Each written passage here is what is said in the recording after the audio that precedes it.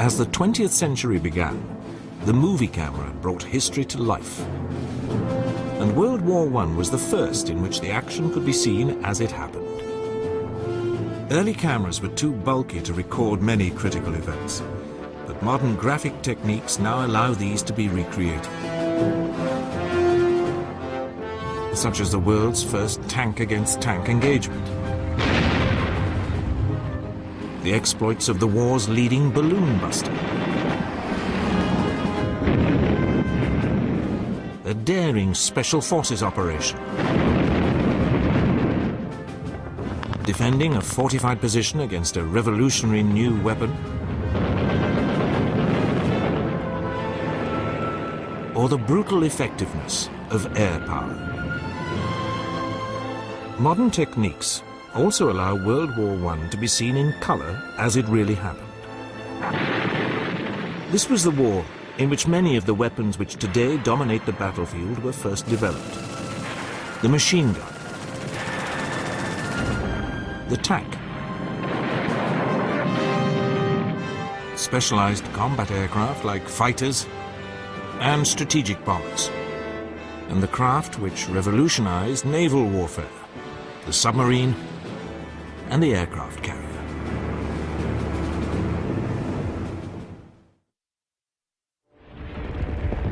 When the war began, everyone expected it to be short and fast-moving.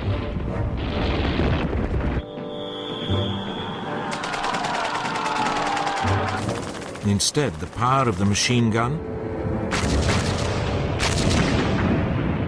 massive artillery bombardments, and barbed wire led to the nightmare of trench warfare.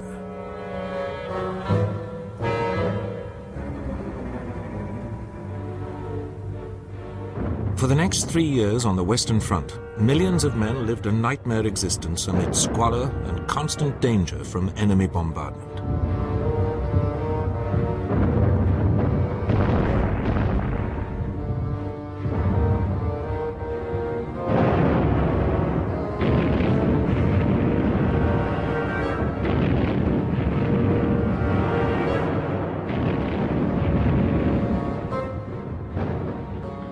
They went over the top in futile mass attacks,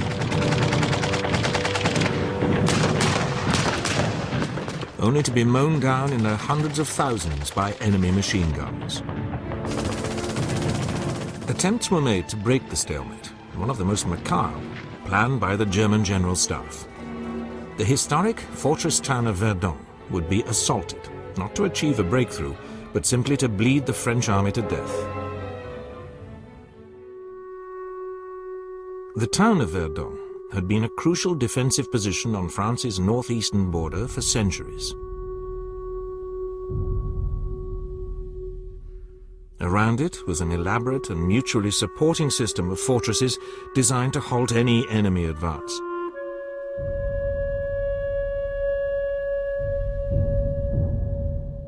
The Germans calculated that the French could not afford to allow the position to be lost. They would pour the elite of their army into what would become an horrific killing ground. The fortresses, like that at Douaumont, had first been built in the 16th and 17th centuries.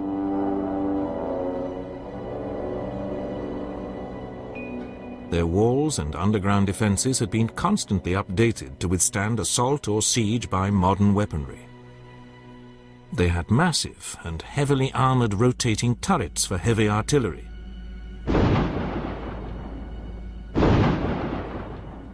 and many machine gun nests. But the reality was that since 1914, the defenses had been allowed to crumble, and the forts were severely undermanned.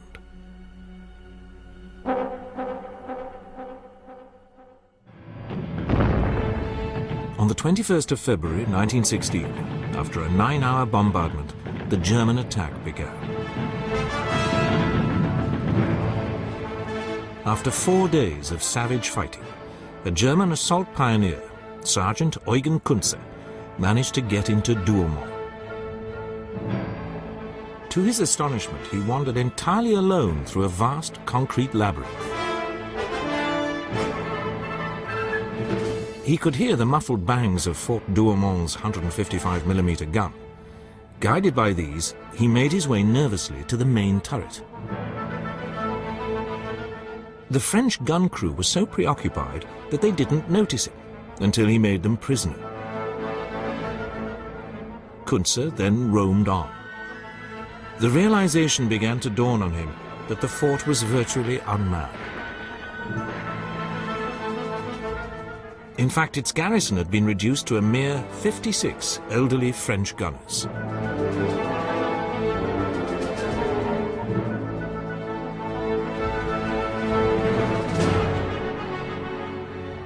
Scarcely able to believe his good fortune, Kunze eventually found the remainder of these in the main dormitory, many still in their beds. He simply locked them in their room and called his men into the fortress. Sergeant Kunze had single-handedly captured Verdun's most powerful bastion. Despite this disaster, the French held Verdun. Astonishingly, 3/4 of the French army was involved in the fighting during the next 9 months.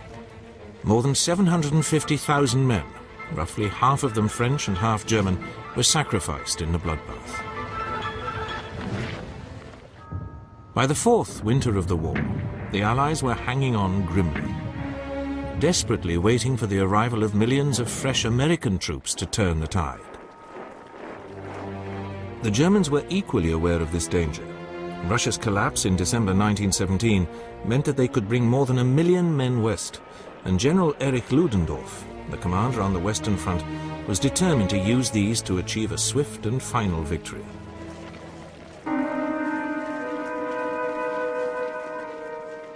Knowing an attack was imminent, the British commander, Field Marshal Douglas Haig, adopted a new defensive system based on depth.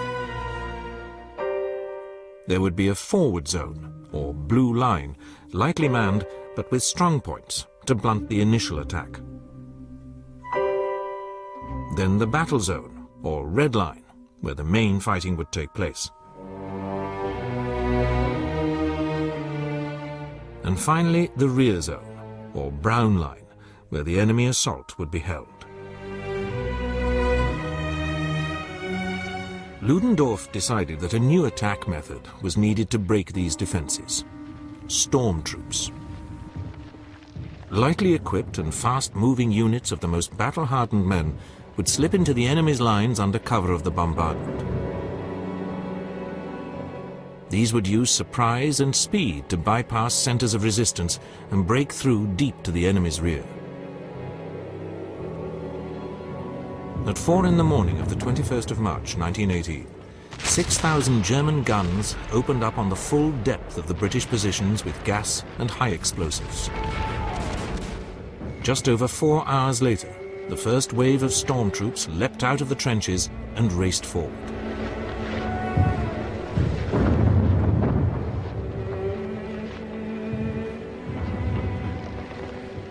They slipped through the wire using stick grenades as one of their main weapons.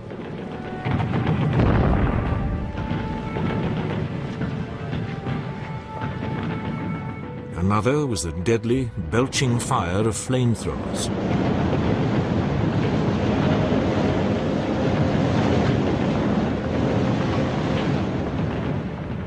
The German barrage moved forward 100 meters every 2 to 3 minutes, protecting this human tidal wave. But in the end, it ran out of impetus, and the last great German offensive fizzled out.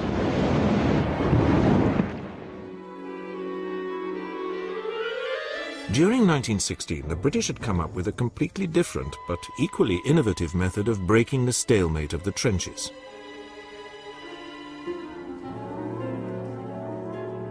Deep underground, special teams of miners recruited from the coal fields of Wales and northern England had begun to tunnel under the German lines.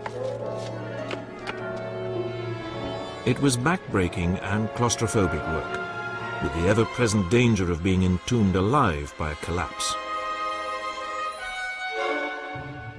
And made worse by the knowledge that the Germans were listening for the sound of digging, and sinking counter-tunnels down which raiding parties would tiptoe.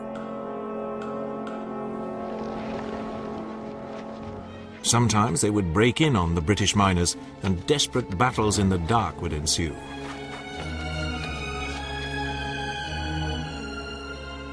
Some of the tunnel systems stretched for hundreds of yards underground, with elaborate dead ends and false connections.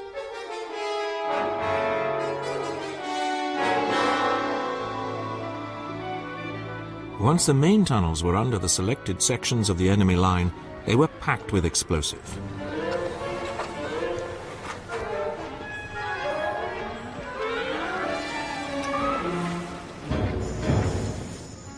An average of 21 tons of amatol per mine.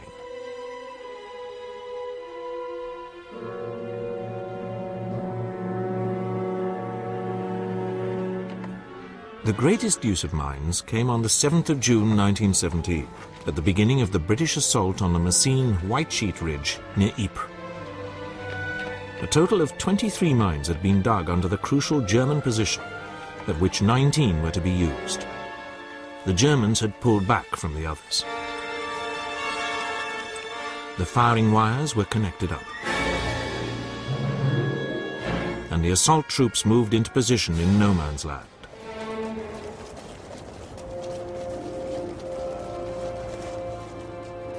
After 6 months of preparation, the firing teams checked their watches and prayed a lot. Then, at 3 a.m., the plungers were driven home. And more than 400 tons of explosive ripped 2 miles of the German front apart, killing thousands of defenders.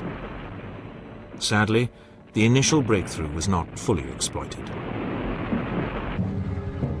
A more long-lasting British attempt to break the trench stalemate was the tank. By mid-1916, armour, caterpillar tracks and the internal combustion engine had been brought together to form the first land ships capable of crossing trenches and supporting infantry. These were either the female, armed only with machine guns, or the male, with 2 6-pounder guns in the side sponsons. These first tanks had a speed of about 4 miles an hour and a crew of 8.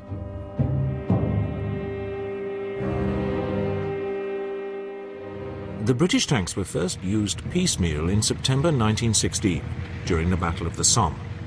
They achieved some local successes. But it was not until the Battle of Cambrai, in November 1917, when 376 tanks were used, that their true potential was shown.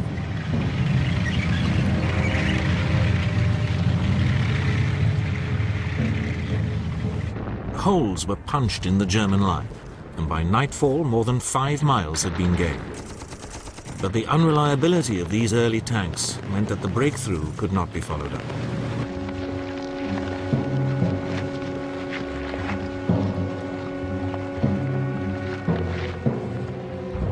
Nevertheless, the Germans were so impressed by the British successes that they urgently developed their own tank, a 33-ton monster with a crew of 18 named the A7V.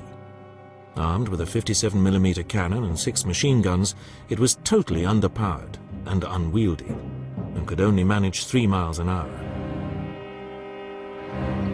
But it was rushed into service to counter the British threat, and the first tank-against-tank confrontation soon followed.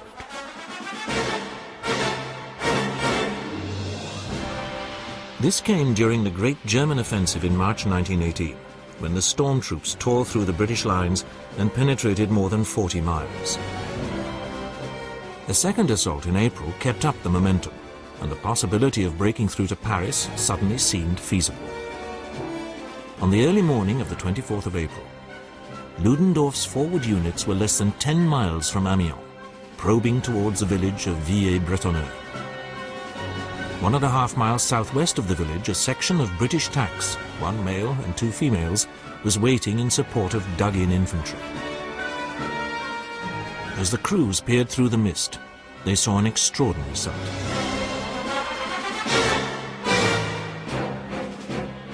One of the few operational German A7Vs lumbered into view. British started up and moved forward to engage it.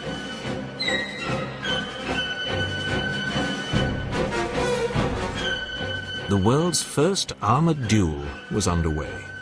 The ironclad monsters ponderously closed the range.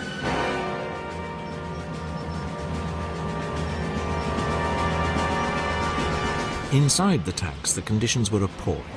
There was no proper suspension, and the unsilenced engines roared and belched fumes. Finally, the leading British tank, the Mail, opened fire with its 6-pounder gun, but missed.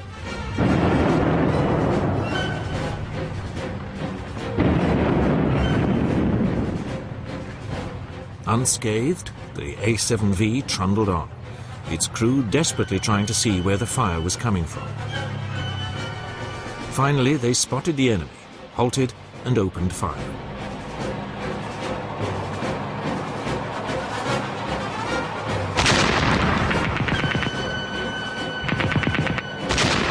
No effect at first, but then it began to find its range and struck both British females. Neither was disabled, but unable to make any impression with their machine guns, they halted and began to pull back.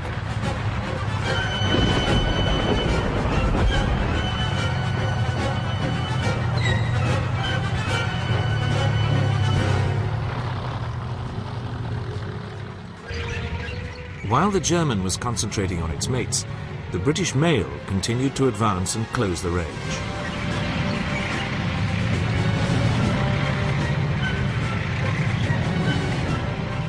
Its crew, desperately trying to hold the A7V in their sights as they were thrown around in the unsprung tank. At last they got within effective range and opened fire again.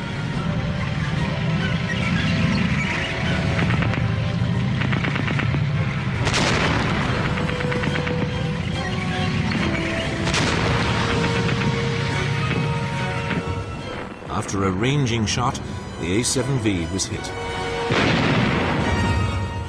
Its crew decided that the British fire was getting a bit too accurate and began to withdraw, thus ending the world's first tank versus tank battle.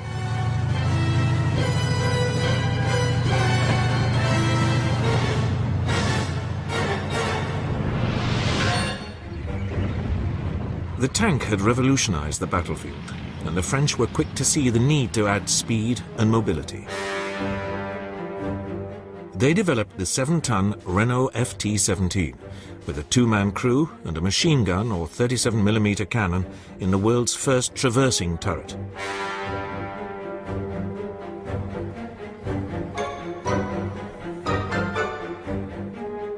The American forces, which had begun arriving in France in summer 1917, soon replaced their French helmets with the British version, but enthusiastically adopted the small French tank. They practiced with it before the cameras for publicity.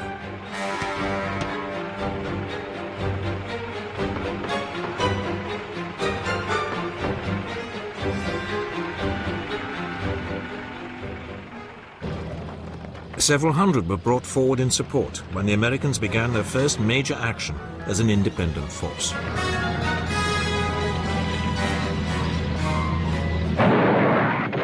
This was September 1918 in the Meuse-Argonne area of northeastern France.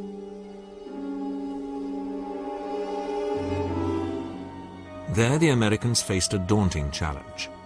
Their trenches lay at the foot of the slopes running up to the Argonne forest. They would have to attack uphill against an experienced enemy which had had plenty of time to build elaborate defensive positions.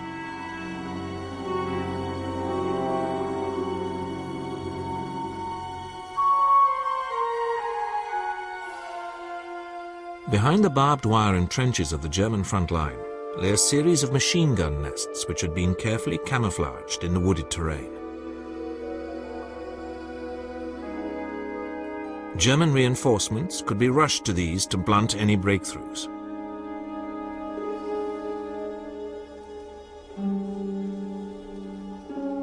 From them, the German defenders could bring withering fire to bear on advancing troops.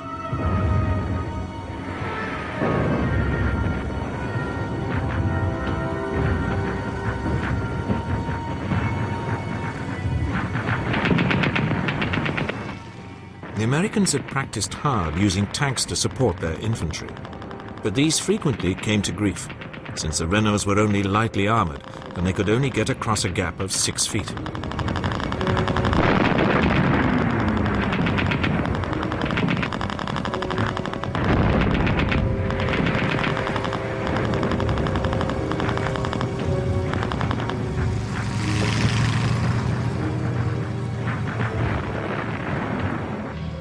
Despite these problems, the US troops were able to break through after 3 weeks' savage fighting and force the Germans to abandon their defensive line.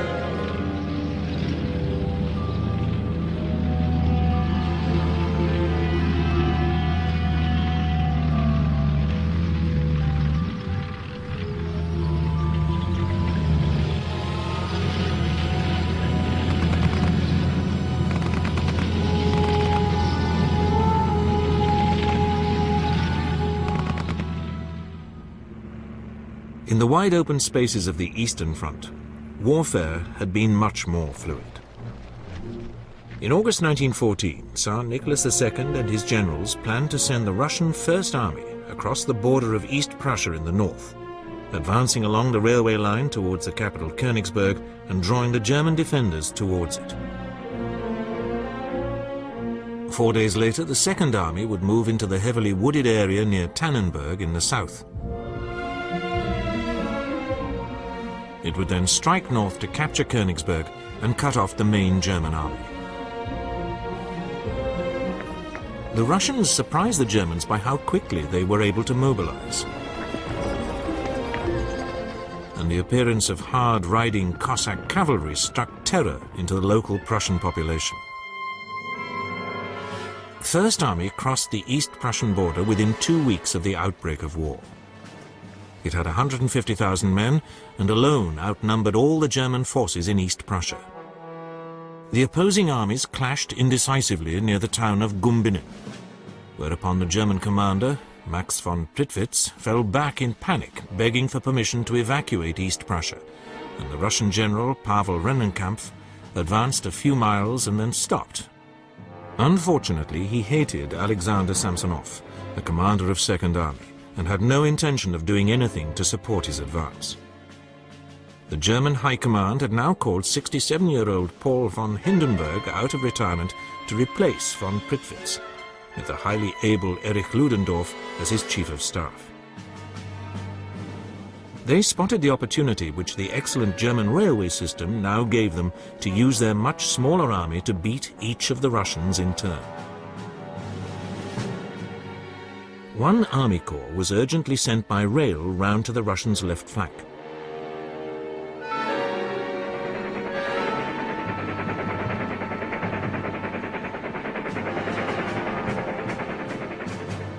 This went unnoticed by the enemy, which was unaware that it faced any serious opposition. Most of the remaining 2 corps were then ordered to march southwest as fast as they could to take up a position on the right of the advancing Russian Second Army. Once again, all evidence of a major enemy move was ignored by Second Army, while the remaining German division spread out as a covering force to harass the First Army once Rennenkampf decided to get moving again.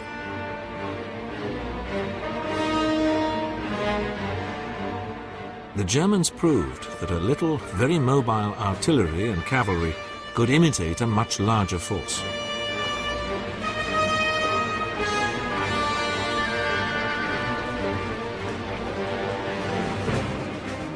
In the south, the Germans watched as the Russian Second Army lost cohesion amid the forests and lakes.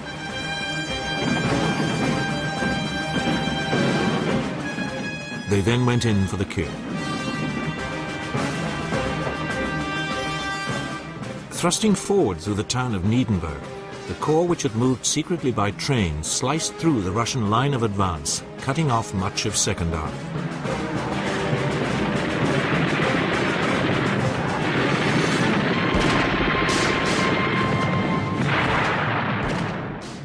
Then the other corps, which had moved southwest, completed the encirclement.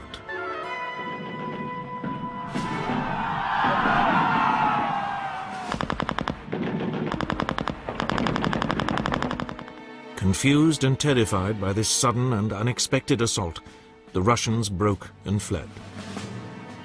General Samsonov went into the woods alone and shot himself, while more than 300,000 of his men were killed or wounded and 90,000 taken prisoner.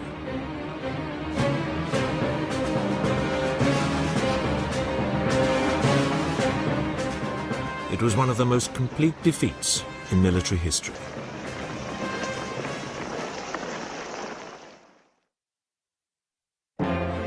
When World War I began, manned flight was only 11 years old. Aircraft were rickety and unreliable, used only for observation. Their crews used handheld pistols or machine guns to drive off the enemy. But then a Dutch engineer named Anthony Fokker, working for the Germans, found a way of interrupting the fire of a machine gun so it could fire forward through the propeller.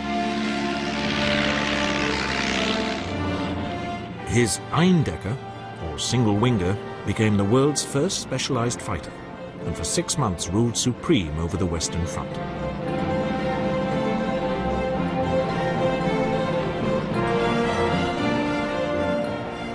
The Allies rushed to develop their own fighters, and for the next 3 years a succession of ever more powerful machines fought duels to the death. The most successful pilots became superstars. Aces like Manfred von Richthofen, the Red Baron, the Frenchman Georges Guynemer, Britain's Albert Ball, and America's Eddie Rickenbacker, one of the few to survive. This revolutionary new form of warfare saw the development of new tactics. Top pilots worked out how to outwit and kill their opponents. One of the earliest was the turn, invented by one of Germany's first aces, Max Immelmann, in which a head-on diving approach could be used to stall turn in behind an unwary opponent.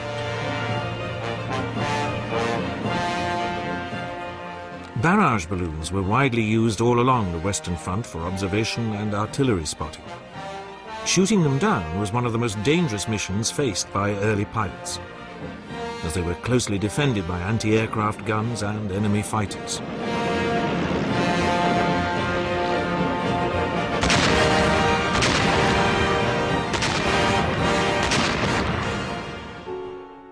One of the most successful, famous, and short-lived balloon busters was a 21-year-old American lieutenant, Frank Luke. Luke only reached a frontline squadron in August 1918 and was determined to become famous as a fighter pilot. He saw the dangerous job of balloon busting as his quickest way to get to grips with the enemy and volunteered. On the 12th of September, just 2 weeks before US troops began the Meuse-Argonne offensive, Luke went on his first balloon hunt.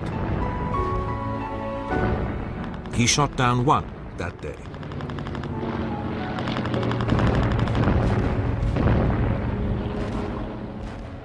And 8 more over the next 4 days.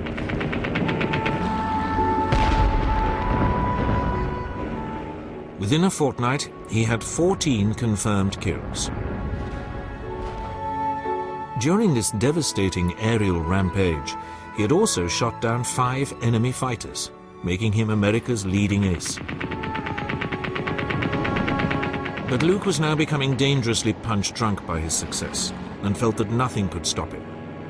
On the 29th of September, he took off and flew over his airfield, dropping a note saying, "Watch the 3 Hun balloons on the Meuse."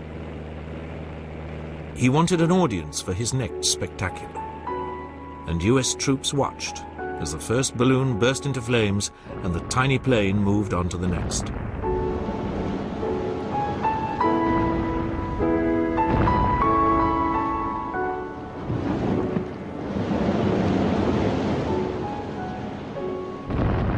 Frank Luke was true to his word. The 3rd balloon also went down. But he never got back to base to bask in his glory. As night fell, there was no sign of him.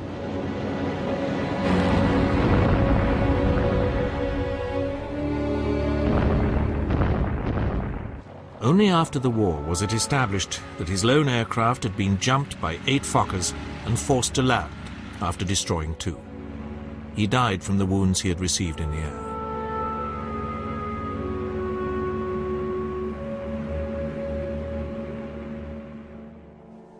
The information sent back by the observation balloons was increasingly used not only to direct artillery bombardments, but to plan bombing attacks on enemy lines and supply routes. The first bombing attempts were extremely basic. The observer simply dropped a missile over the edge.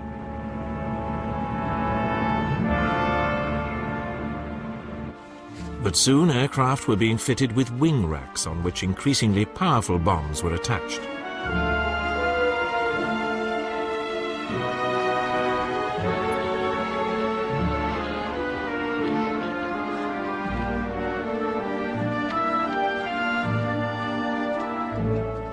Aiming was still crude, with the crew relying on eye and an estimate of how much offset to allow.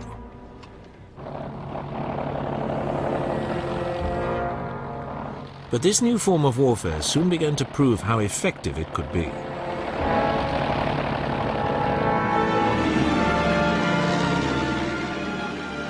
One of the most dramatic examples came during the Battle of Megiddo in Palestine in September 1918. RAF bombers dominated the battlefield, flying constant missions to harass the Turkish troops who were allied to the Germans. In one incident, an entire supply column was caught in a narrow defile and utterly destroyed.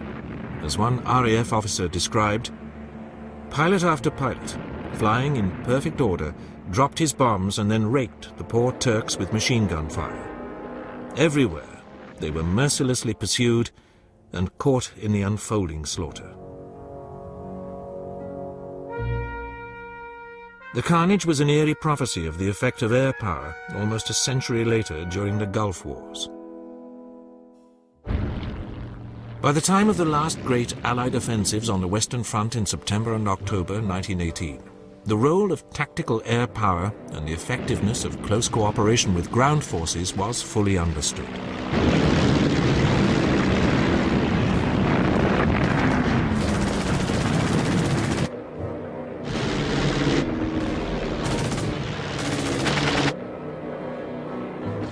So too is the potential of this new weapon for long-range strategic assault.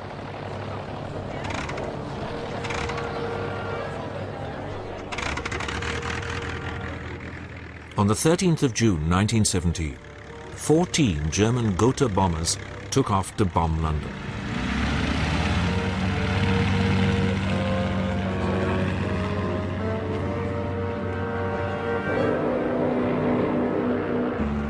Each carried a ton of bombs, and 162 civilians were killed. This raid opened a new chapter in warfare. For the first time, non-combatants many miles from the front were directly in the firing line. By the end of the war, the British had developed their own strategic bomber force and were preparing to mount sustained campaigns against German cities. The strategic bomber was now seen as one of the crucial factors in warfare. As Prime Minister Stanley Baldwin said in the 1930s, the bomber will always get through.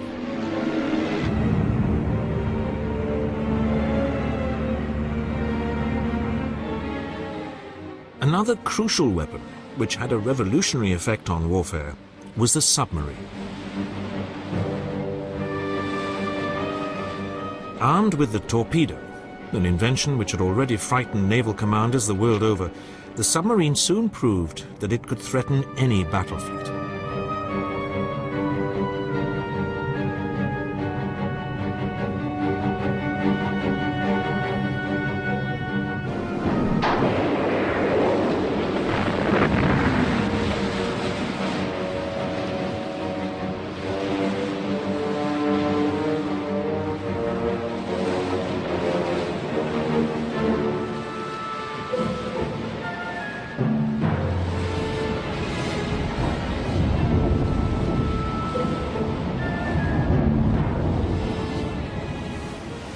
But it was not the threat to battle fleets which was to prove critical.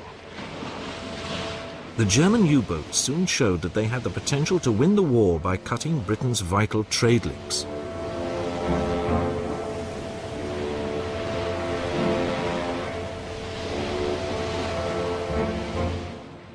Only the danger that indiscriminate sinking of neutral ships might bring the United States into the war held the Kaiser back from launching an all-out attack until 1917.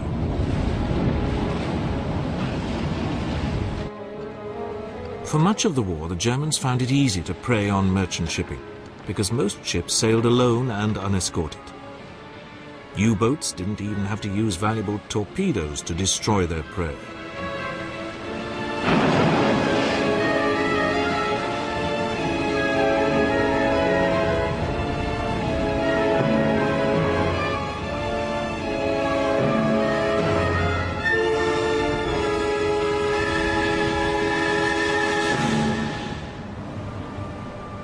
The British eventually introduced convoys and developed methods of locating submerged U-boats using sound detectors towed behind warships.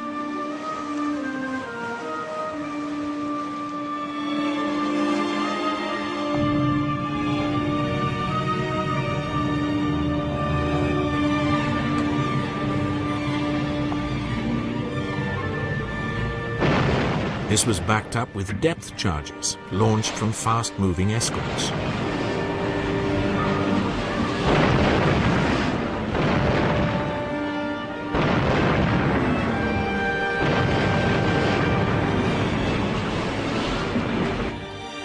But the U-boat threat continued, and the British Admiralty decided that the only way of stopping the Wasps must be to block up the Wasp's nest. By 1917, the main U-boat base was at Bruges, in occupied Belgium. 8 miles from the sea, but connected to the ports of Ostend and Zeebrugge by canals.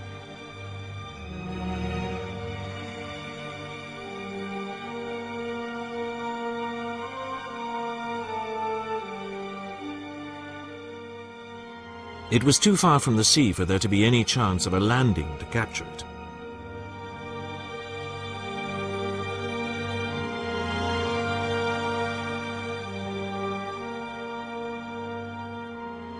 The U-boats were housed in concrete shelters, which provided excellent protection against naval or air bombardment. So British Admiral Roger Keyes, commander of the Dover Patrol, decided that the best way to stop them was to block the points where the canals went out into the sea. Both the ports were heavily protected, with artillery and troops, and the entrance at Zeebrugge was also guarded by a mile-long mole. This was heavily fortified with a 20-foot-high wall on the seaward side and would need to be seized before block ships could reach the harbour mouth. Keyes decided that this could be achieved by berthing a shallow draft ship alongside it, carrying a landing party of elite troops, 700 men of the Royal Marines. He selected the cruiser HMS Vindictive for the task, and she was fitted with extra armour and guns. A new upper deck was built with 18 landing ramps, which would be lowered on top of the sea wall.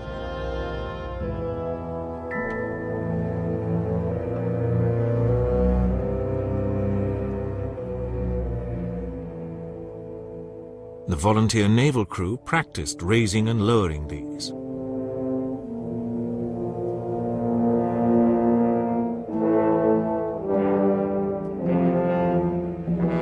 The mole had arches halfway, and it was planned to blow these using an obsolete explosive-packed submarine so that reinforcements could not get along it. What the attackers did not know was that a German destroyer had moored on the inside of the mole the previous night, more or less exactly alongside where the Vindictive was aiming to land. Admiral Keyes, aboard the destroyer HMS Warwick, led the task force out of Dover Harbour on the evening of the 22nd of April. The weather for the crossing was calm. For the previous week, monitors, with their massive 15-inch guns, had been bombarding the German coastal guns and strongpoints.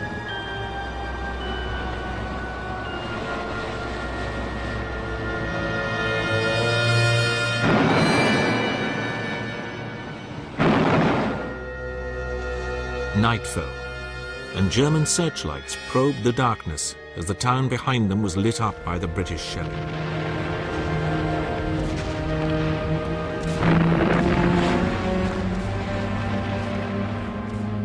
Then, at 23:30 hours, coastal patrol boats surged in and released their smoke floats. The wind was blowing from the northwest, wafting the smoke directly towards the mole and the port.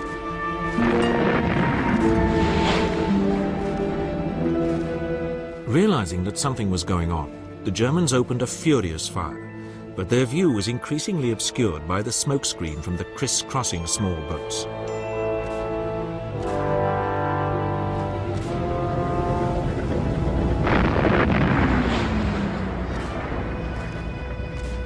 Behind the protective cover of smoke, HMS Vindictive, with 2 escorts, also packed with troops, should she be sunk, moved into position.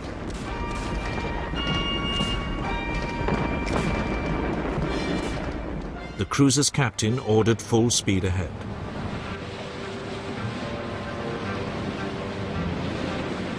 And the 3 assault ships raced into the smokescreen.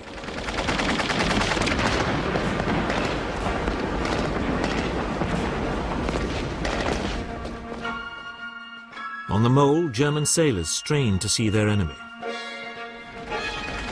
Then, with only 250 yards to go, the 3 British ships emerged, and the Germans opened a withering fire.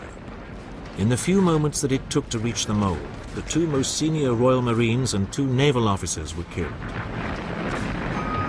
The German destroyer had also joined in the fire, and a heavy swell was making it hard for Vindictive to get close to the mole.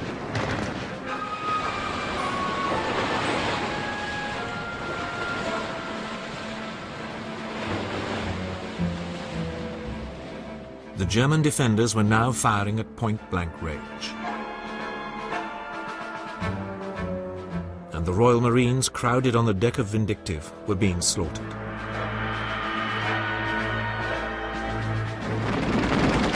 At this critical moment, the commander of one of the cruiser's escorts, the converted ferry Daffodil, saw the difficulty she was in and nudged his bows against Vindictive's side and pushed her alongside the mole.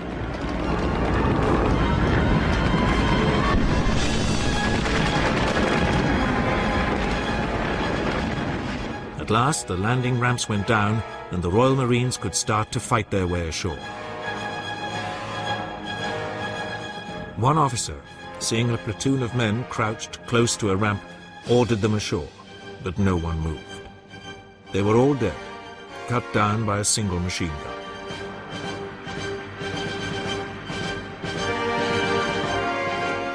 But despite the German fire, the boarding parties on Vindictive began to get ashore.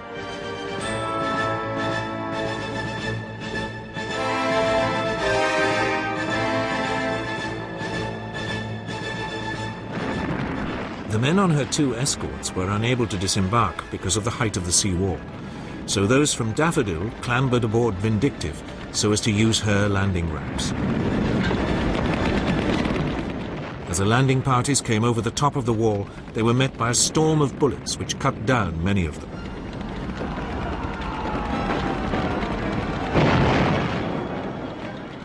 An attempt was made to rush the tip of the mole, but every single man in the attack became a casualty.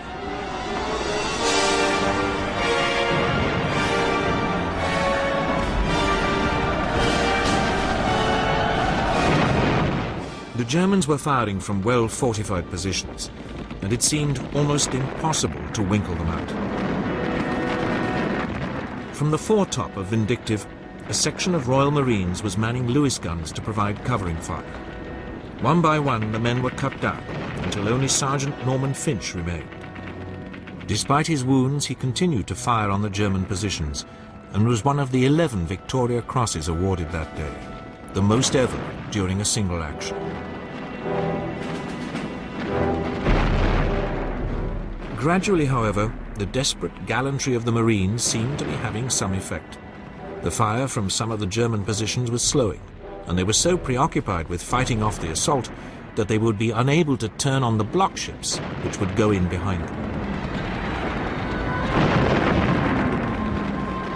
While this desperate struggle continued, another threat to the Marines became apparent.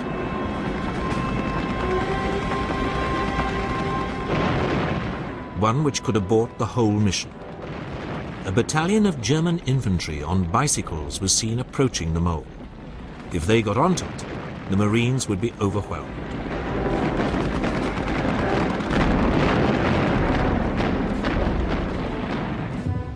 The submarine C-3 appeared in the nick of time and headed towards the arches of the mole. Without a shot being fired directly at her, the commander rammed the submarine into position. Before the Germans on the mole had realized exactly what was going on, the 7 men of the crew leapt into a skiff. But most were wounded by heavy fire before they could escape to the waiting motor launch.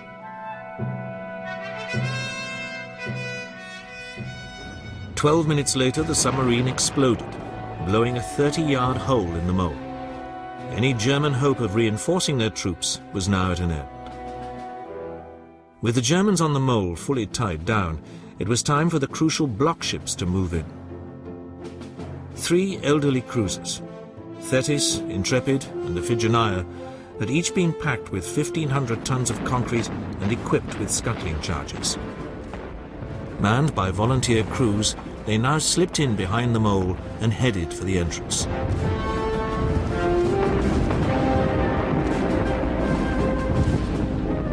Seeing this new threat, the Germans in the port itself concentrated their fire on the 3 ships.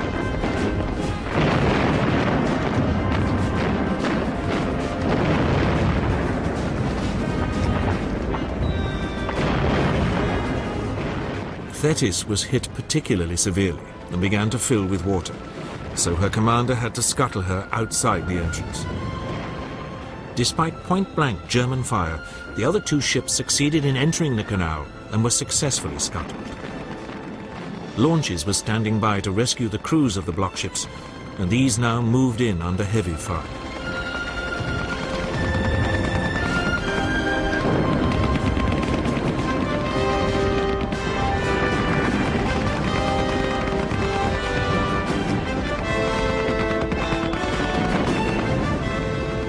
As they moved off with the survivors, klaxons sounded to signal the end of the operation, and the Royal Marines on the mole began to fall back to HMS Vindictive. Amazingly, the cruiser was able to get away from the mole and limped back to England. Her part of the raid had been a triumphant success, but a success which had been bought at a very high price.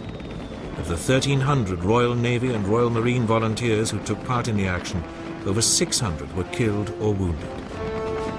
Sadly, the 2 block ships which had been intended to close the entrance at Ostend were unable to reach it and had to be scuttled a mile outside it. But a month later, the Vindictive, this time loaded with concrete as a block ship, managed to complete the job. But the dawn at Zeebrugge showed that 2 of the 3 block ships were well in the entrance, sunk across the main channel. The sheer audacity of the raid was a welcome boost for the morale of the British public, at a time when the successes of the German storm troops on the Western Front looked to be close to breaking through the Allied line.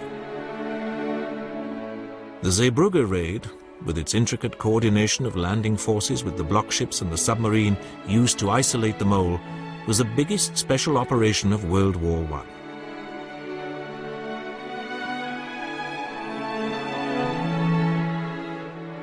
Roger Keyes, the man who conceived it, was to go on to plan similar assaults when he became Director of Combined Operations in 1940. In this, as in so many other ways, World War I foreshadowed many of the developments which were to be exploited in the Second World War.